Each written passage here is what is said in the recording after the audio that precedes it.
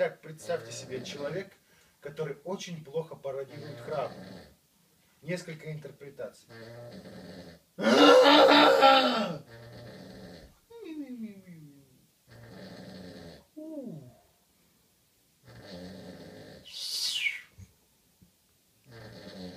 Ой!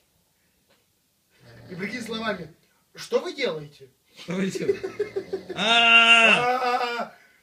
Человек, который очень плохо пародирует храм.